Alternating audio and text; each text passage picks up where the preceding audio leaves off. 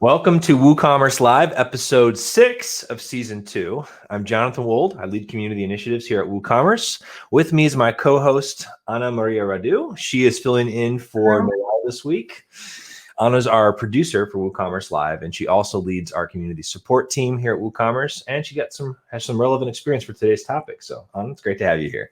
Thank you for having me. I hope I will make a decent job. Let's just do this. Awesome. We also have a great guest today that I'll introduce just a little bit later. And on today's episode, we are on part 6 of our Idea to First Customer series. We're going to start off, as always, with our community spotlight, looking at some wins across the WooCommerce community and sharing a few of our favorite resources. Then we'll jump into today's topic and do a live Q&A after. All right. Anna, what wins do we have to celebrate in the community this week? I think that we have a pretty diverse crowd today. I would like to begin with the member spotlight. The first one on the list is Hudson Atwell, who for the past 2 months has spent 1 hour per day providing community support on our Facebook group.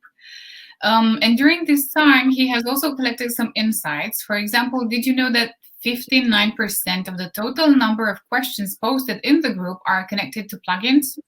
Yeah, that's awesome. And Hudson, and that is, of course, just with the sample set that he looked at. But yeah, it's been fantastic having him go in there. That's awesome. Great. Yeah. We also have Marlon Ma, a fellow developer who has built a store for party accessories and games. It's spelled besteparty.de. It comes from Germany. And what I like most about this website is that he has a very simple and straightforward positioning. You can understand what the website is about at a glance. And you can also see the product categories on usage, for example, decoration, games, suits, or even on occasion like Halloween. Another example that I have here today is our fellow co-organizer, Meetup, long-term contributor, Robert Windish. He serves in the leadership team at WordPress-focused agency in Europe that does a lot of work with WooCommerce. He's also a WordPress Meetup organizer and WooCommerce Meetups lead. And last but not least, maybe very highly valuable for us, is that Robert works with Meetup organizers to provide them with support, which is extremely important in these times when Meetups need to make this transition to the digital format. Yeah.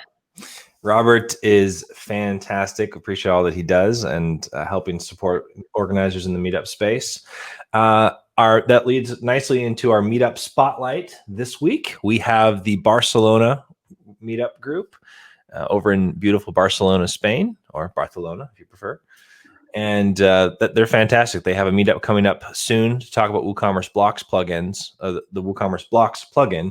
And what's great about Meetups right now is they're all virtual. So if you haven't attended, if it wasn't on your radar to attend the Meetup in Barcelona, you can now do that virtually. So highly recommend checking that out. And then if you're looking for another Meetup, jumping ahead of ourselves there. Now, if you're looking for another Meetup, you can go to woocommerce.com/meetups and find Meetups in your area. And if there's not one in your area, you can start one. I'd love to help you do that. All right, awesome. And what are some of the resources we've got around the web this week, Anna? We have 3 resources that we would like to share with you today. One personal favorite is a product packaging guide available on woocommerce.com. There it is. This will help you gain loyal followers and repeat business. It's a very comprehensive guide, which goes beyond the necessity to pack a product, touching aspects such as design, functionality, additional marketing opportunities as well. And it also includes examples from other brands and best practices. So you can see exactly how others made it and nailed it. Another example here would be the eCommerce Technology Playbook to create the ultimate holiday customer journey. It's posted on shoppinggives.com. And it's full of tactics on how to increase the average order value, lower cart abandonment rates, and also various technologies to help merchants scale up and automate operations such as customer support, referral programs, and other of this kind. This looks great. Yeah, it's pretty comprehensive. I've been through all of it, so you can check it out. And last but not least, a personal favorite of mine, I think, the Tiny MBA, which is exactly what it sounds like. It's a very short introduction into business, and it takes only 30 minutes to read. It covers various aspects of business management, for example, branding and marketing, sales, investment, scaling, and even hiring. And I think that is a very good source to get a grip on the terms of doing business in general. Awesome. Well, that's fantastic. Thank you for sharing those. So before we get started in today's topic, I'm going to go ahead and bring our guest onto the screen. Brent, thanks for joining us. Good to have you. Welcome, Brent. Hey, thanks for having me. So Brent MacKinnon is a product marketing expert and serves as part of the WooCommerce marketing team. He's one of my colleagues, and where he works closely, especially with the WooCommerce shipping team and all the cool stuff that they do there. Brent, you've been a part of the WooCommerce team for a few years now. How did you first get involved in this world of e-commerce?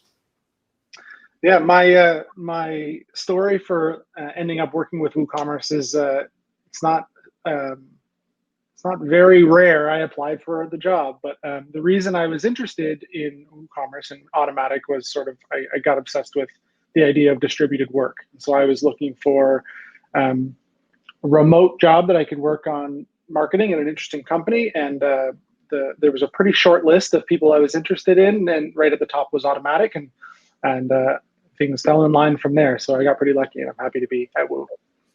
That's awesome. So you've been in this world of e-commerce for a bit. There's a lot of different things that you do and get to see, especially working at Woo with like how quickly it's growing.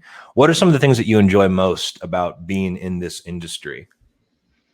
Yeah, I think commerce in general is a really interesting industry to be in, whether it's retail or anyone starting their own business, because it gives you power to sort of like take control of your livelihood. Anybody can start their own business and really have the power to make big changes in their life and for their families and all of those things. And e-commerce, especially these days, is a really powerful arm of that. And so being able to work on products that really help change people's lives is really interesting. And I think e-commerce is only growing and getting more interesting every day. So, yeah. All right. Hard-hitting question here at the end. What is it that you love most about being Canadian? Well, these days it's easy to like being Canadian if you just contrast yourself to other things you see going on around the world. I won't hit too hard on the Americans, but having seen the election go on recently, it can make you feel a little more relaxed to be Canadian. But specifically, right now I'm on the east coast of Canada, and with COVID-19 and the things that are happening, things have been relatively quiet lately in our neck of the woods. So it makes me feel good about the safety of my friends and family that live nearby. So these days, there's lots to like about being where I'm from. One of the things that's great about this industry as a whole is we get to work with folks from all over the world, which I think is good for a lot of different reasons. It gives you perspective on things, and love Canadians. So awesome. Thanks, Brent. So let's jump into today's topic. First, let's begin with a recap.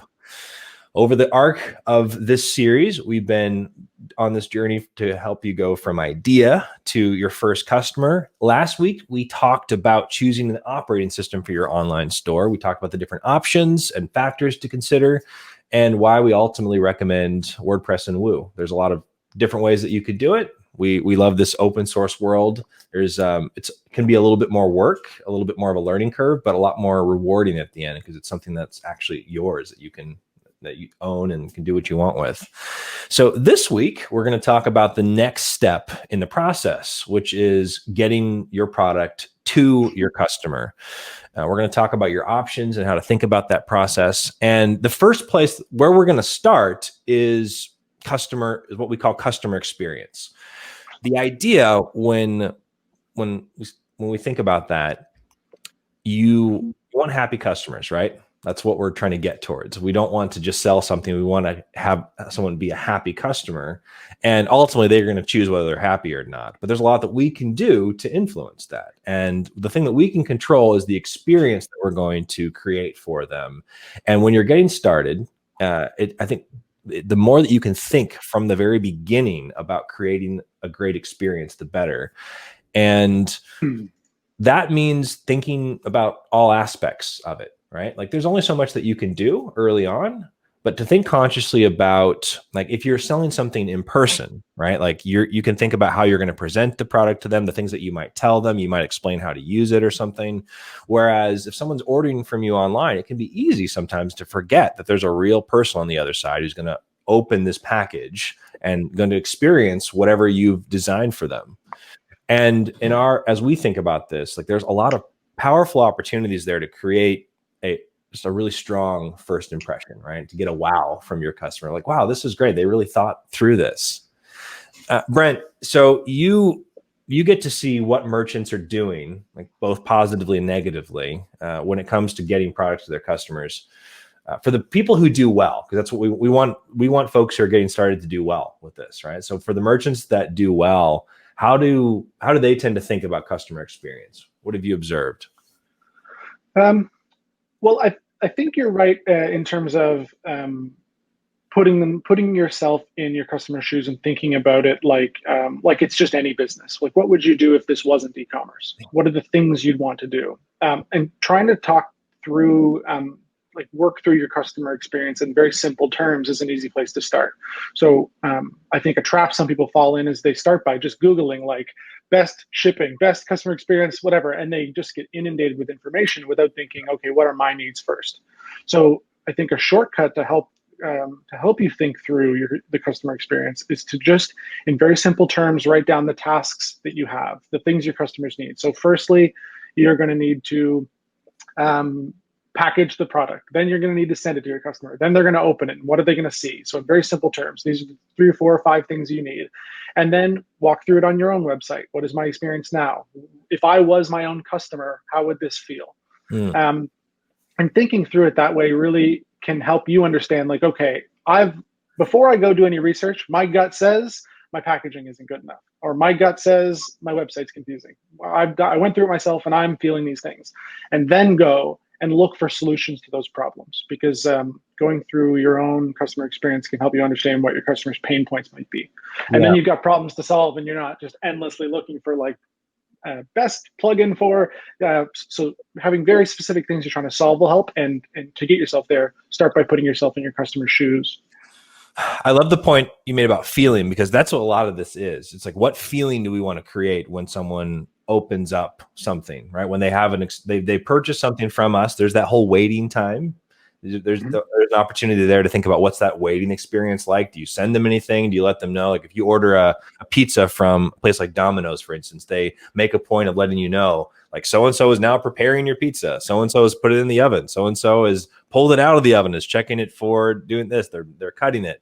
And I've seen folks will do that, for instance, like so-and-so is now making the product in the factory. And for like high-end things, they might actually send a picture of it being made. And there's all sorts of things that you can do to create a feeling with your customer, right? And of course, we're talking about folks who are just getting started. So there, you might early on just make a list of all the things that you'd like to do, and as you sort of go down the road. Anna, anything to add from your perspective when you just in this broader topic of customer experience and kind of what matters there? I think that Brent has gave us a lot of interesting insights, and it's very difficult to nail down to such simple terms, such a big and generous topic. But I would just like to mention 2 examples that I've seen throughout my career. One would belong to ASOS, which is a very big and popular fashion retailer here in Europe. The reason why I mentioned this example is that the packaging of your product can tell a lot about your brand and your business at the same time. Yeah. And sometimes mistakes happen. Even if we don't intend them, there are some things that don't always turn out the way we wanted to. But what we decide to do after we do those mistakes can tell even more about our brand than any kind of campaign that we might implement. So one of the examples is ASOS. A while ago, they printed, I think that 60,000 packages with a typo on them. And of course, that's not something that you want to see happening. But what they decided to do about it was to let their customers know, hey, we know we have a typo and we apologize for this, but we do not want to pollute the planet by throwing away these packages. We're going to use them exactly the way they are. And just to remind us that we're not perfect in everything that we do, but we get to decide how to repair our mistakes. And I think that this is a very beautiful example on how to be sustainable and transparent, and at the same time be honest about what you do. Yeah, Very well received. Yes, please. I love that example because it could be, you could like, oh no, there's a typo, and it was 17,000 bags, which is a ton, right? I'm like, there's a typo in our packaging here. What do we do about that? And yeah, like you could just ignore it, which would probably be pretty terrible because you're going to hear people tell you that, or you can like own it and say, hey, you know what? Our brand cares about the environment. Yeah, I think that's great. So let's touch on packaging for a little bit.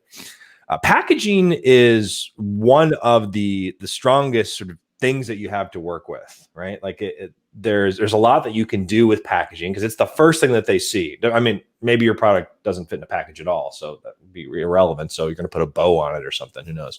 But in general, that package is that place of first impression. And when we think about packaging, there's a lot to consider, but in my experience, at least, it tends to boil down to two things. One, there's safety, the safety of your product.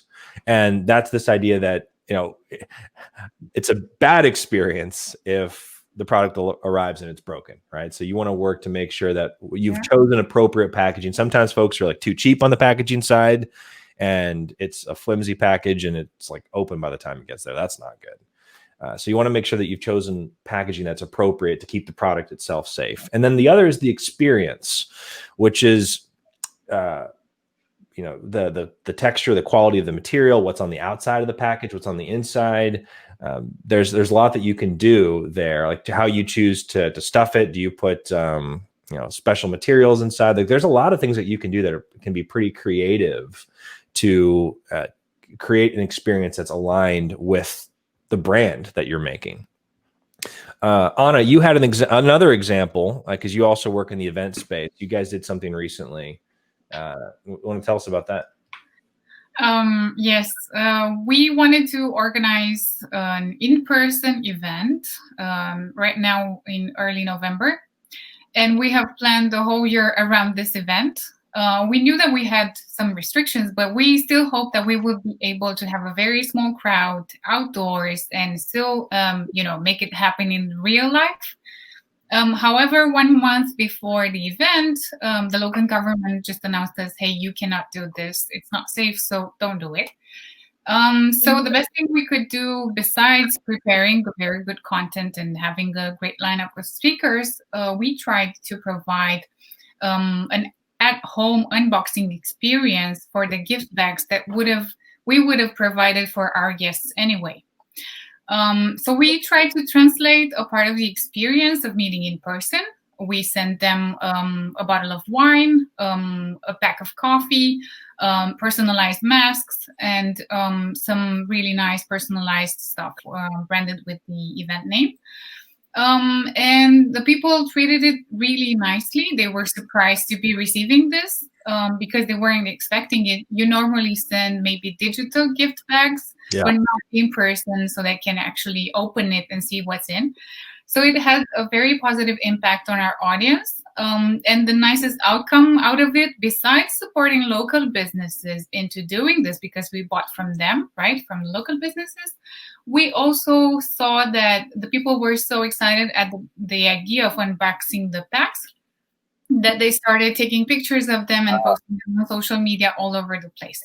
So there was a lot of word of mouth encouraged around the experience of unboxing that pack, even more than around the content itself, which is also interesting to have. And maybe it was a sense of encouragement for other people to give the event a try as well. I'm a little bit biased, but I love Apple's packaging in general. I remember one of the first Macs that I got, and you open the package, you take off the plastic, and you open it, and there's the sound that plays. It can make a big difference. Brent, anything to add on packaging in your experience? No, I think you guys have done a great job. I think treating packaging like a part of the experience is a really smart way to think about it. What does it feel like to open this? What does it feel like when you receive it? Do you feel safe? Does it feel secure? Like, does it match what the product is? Like, does it feel right? And I think thinking through that part of the experience is really important. Awesome. So you've thought about the packaging, you've thought about, and again, when you're starting out here, it's important to start out simple, right? Like there's great places that you can get supplies for packaging. It can be quite affordable. You may have to do a little bit of research. And you may have ideas for where you want to go with this that don't make sense to start out with. Do your best to choose appropriate packaging. I saw someone who did a great job of like taking a package and then drawing like custom on it, like a special greeting, which made sense for that what they were doing, right? Like it was basic, easy to do, and it made that package just feel more custom by just drawing on it. So now you need to get the package to your customer, right? And all right, so now we're going to get into some of the logistics sides of things. So Brent, tell us about carriers. What are carriers, and what are some of the things that folks should consider when choosing a carrier? Sure. So carriers are the companies that deliver your products to your customers. So when you think about shipping, these are the big familiar brands that come to mind. So FedEx, DHL, USPS, Canada Post. There's lots of local carriers, things like that. And so any package you send using the service of a carrier comes at a cost. And that cost changes depending on what you're sending, where you're sending it, how fast you want it to get there. So you've got the weight of the package, the distance, the speed, the speed that you expect. And so when you're choosing a carrier, you should start by thinking about your customer's expectations of the delivery. So if you were your customer, would you expect the delivery fast? Would you expect to have the ability to track your package? Would you expect a certain type of packaging? If your products are heavy or large or fragile or perishable, would your customer expect it to be shipped in like very specific conditions? Would they expect the option of weekend delivery? So there's all kinds of different options, and really thinking through what your customers would expect helps you determine what your priorities are. So the same thing applies to special products that might require insurance, or restricted products like alcohol.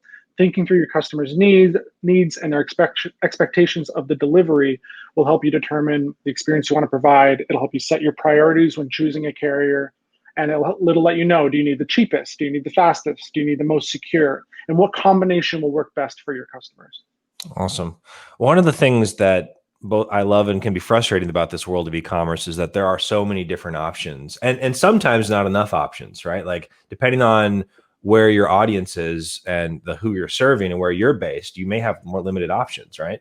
And it's also worth pointing out, so you have the carriers. In some situations, folks will do their own delivery, right? Like you might do e-commerce and focus on a local region. So you might be the one to handle delivery, or you may set up something entirely custom. I love the point though, if you focus, what your customers expect is a big factor here, right? Like some people will just jump to, oh, I need to use this carrier and I need to do like same day, or like I need to just have the fastest shipping options. Maybe not, depends on what you're doing, right? Like, and others might be like, yes, I need it as fast as possible. So you need to optimize for that and like build it in accordingly. All right. So there's a tension. There's always a bit of a tension in this world of shipping, right? Because in general, customers these days are biased towards, they want it to get as fast as possible, and they want to pay as little as possible if they pay for shipping at all. And of course, they want it to arrive in perfect condition. And that's, that you can't have all of that. And sometimes your options are limited. So Brent, when you look at shipping costs, which can be a pretty significant factor in this world of e-commerce, what are some of the things that people should be keeping in mind as they're weighing their options between carriers? Yeah. Have you ever heard the sort of mental model of you can have something fast, good, or cheap, but you can't have all three? There's a triangle. Yep. When you're looking at carriers and you're considering shipping costs, there's a similar model you can kind of use, and a way to think of it might be like dates, weights, and rates. So when does it need to get there? What type of package are you delivering? And how will you pass those rates on to your customer, or how will you pay for it? How expensive will it be? Yeah. And there's going to be some combination of those three things that will determine what you'll pay. So the dates are, where are you and where do your customers live? And so how long in between those two places, like how long will it take for the package to get from point A to point B? Yep. And if you wanted to offer express shipping, or you want to offer same day, depending on where you are, those sorts of things, that's going to really impact your shipping costs. Yeah. Same is true of weights. So weights is the size of your product, or the weight of your product. The bigger and heavier something is, the more expensive it is to deliver. And so that's going to affect your costs. Yep. And then in terms of rates, it's how do you want to charge your customers for shipping? Will you have free shipping? Will you have a flat rate? Will you have a table rate that changes based on the types of products that are being offered, or live rates on your website? All of those rates, those are options that you can give to your customers, and it's going to affect how much you charge for your product. It's going to affect the customer experience, those sorts of things. And any thoughts on the best practice these days of, like, should you charge for shipping? Should you not? Like, I think that's something that there's probably not a right answer, but it's something that's going to be evolving. Like, how do you tend to think about that? I think it depends on what you're selling, and it's worth putting yourself in your customer's shoes. If knowing what your customers' other options are and what those companies are doing is another way to maybe rule out some options. If you're selling something that's also easily purchased somewhere like Amazon, you're pretty limited. Like if Amazon's offering 2-day free shipping and you're offering 2-week paid shipping, that makes your customer's choice easier, which one they pick. So sometimes you have to make a decision to be competitive, but really thinking through what your product is, what your customers' expectations are, that should probably narrow down on what your decision is when it comes to the rates you pass on to your customers.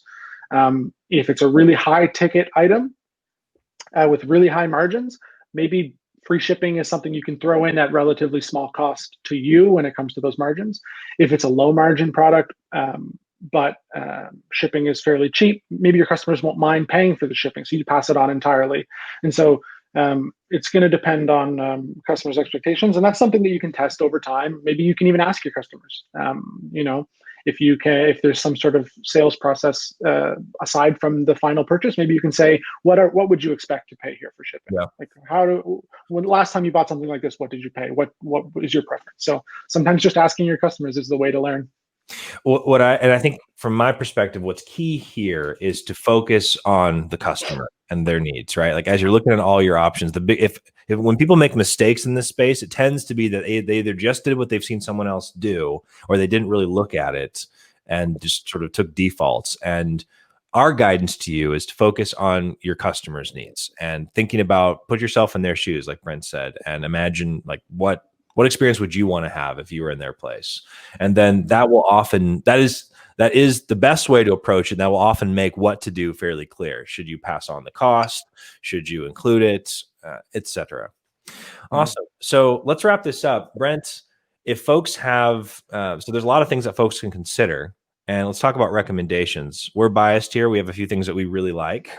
And what do you recommend? If someone's choosing to use WooCommerce as the operating system, and they're looking at their options, what should people be looking at?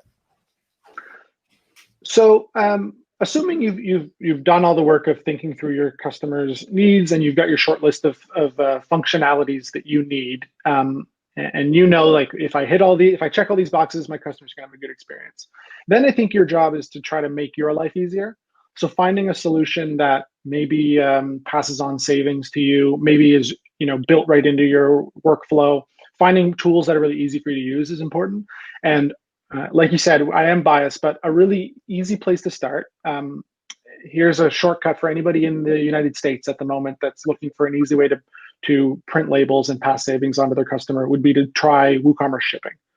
WooCommerce Shipping allows you to print labels for USPS and DHL at discounted rates. It's built right into your WooCommerce dashboard, and it really is a quick way for you to get a shipping tool built right into your workflow so you can pass those savings on to your customers. Beyond that, let's say you're not in the US, or you're looking to show some sort of optionality to your customers, whether that's in terms of the rates they choose or the carriers they choose, et cetera. The best place to start I would say would be in the WooCommerce marketplace. So if you're choosing to work with WooCommerce and you're looking to customize that shipping experience, heading to the WooCommerce marketplace and looking through the different options for carriers, for delivery and shipping options, and your inventory and fulfillment options. I like that you highlighted Canada Post there. That's nice. That's a great place to shop and find those different things. We've got a bunch of different extensions in there for the different carriers. Usually those are called shipping methods. That's a way for you to present live rates to customers. We also have extensions that can help you present flat rates, free shipping, table rates, all kinds of different options so that you can customize the experience that you give your customers. Yeah, so that's a great place to start. The marketplace has recently revamped. It looks great. It should be getting easier and easier to shop in. But like I said, if you're in the United States and you're looking for a way to print labels, start with WooCommerce Shipping. That's a product that we're actively working on. We're looking to make better. And sort of watch this space because we have lots of new announcements to come over the next little while for WooCommerce Shipping. Awesome. I appreciate all the work that you guys do on that. It feels like a little bit of an unintentionally well-kept secret that it's built like right into Woo, and it's a great option. One of the things with Woo, there's so many great choices out there, and we love that about Woo. And sometimes you can miss that there's also awesome stuff just built into it. WooCommerce Shipping is one of those. So let's wrap this up. You've created this product, you've sold it. Now it's time to get it to your customer. And the whole thing that we focus on today is this idea of an experience. Think consciously about the experience that you're wanting your customer to have. And ultimately our goal here, and we're going to talk about this a bit more next week, is we want happy customers, right? We want folks who have a great experience, who tell others about it, who come back to order again. And the experience that they have in receiving the product from you is a big jumpstart, and hopefully in the positive, towards that idea of them being a happy customer. Brent, thanks so much for joining us today. Anna, thanks for jumping in as well. It was great to have you both. And thank you all for watching. We're now going to transition to Q&A, and we'll see you guys next week. Thank you. Bye. Thanks. Bye.